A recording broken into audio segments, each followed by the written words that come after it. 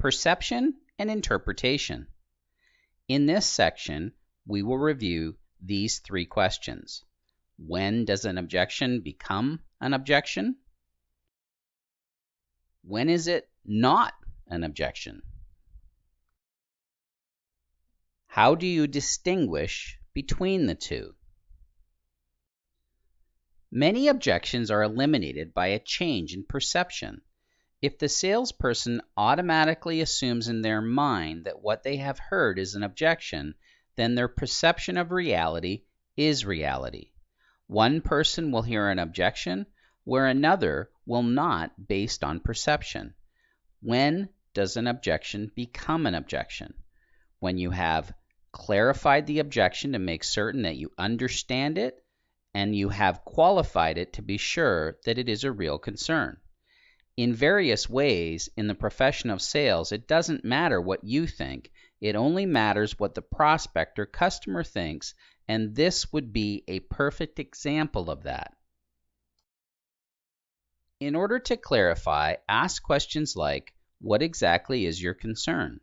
When appropriate, buffer your questions by starting with, if you don't mind my asking. On a scale of 1 to 10, how important is that to you? Would this concern be a deal breaker?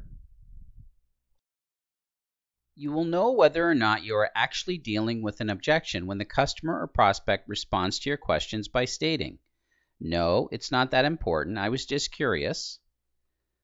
It's probably only a 3, I was just wondering. I was just being nitpicky, don't mind me. Always remember the importance of differentiating between what you think you heard and what was actually being said. How do you distinguish between the two? By gaining a clear understanding of the prospect's perception regarding the source of the objection and determining whether you're able to justify it, offset it, address any misunderstandings, or erase it. How do you distinguish between the two? As previously stated, clarify for understanding and qualify for degree of importance. Always ask, never assume, otherwise you will get off on a tangent. Your psychological makeup and your mental attitude regarding objections will play a significant role in your ability to successfully overcome them. The subject of objection handling and the topic of rejection are synonymous with each other. People who won't put themselves out there, personally or professionally, are the ones who usually aren't suited for a career in professional sales. Those born with a thick skin, or those who have toughened up mentally through life experiences, have a different perspective regarding objections. Their attitude is more realistic, and consequently, they aren't as likely to be fazed by them.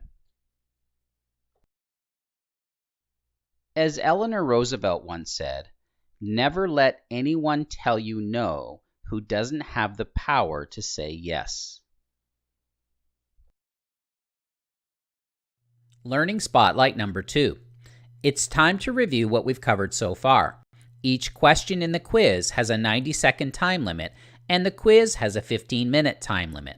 You cannot pause the quiz once you begin. The quiz includes many types of questions, including true or false, drag and drop, multiple answers, etc. Read the questions carefully and make sure you understand what is being asked before submitting your response.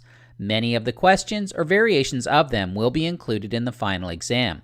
You will be graded, and the passing grade for the quiz is 70%. You will have 3 chances to attain a passing grade. If you fail to attain a passing grade after 3 attempts, you will be locked out of the course. You will have an opportunity to review the quiz responses upon successful completion. If you wish to review the previous slides and sections, do so before advancing. Upon completion of the quiz, please click on the green Next button with the white arrow in order to advance to the next step in the learning path. This concludes step number 4 of the learning path. Please click on the green Next button with the white arrow in order to advance when you are ready to proceed.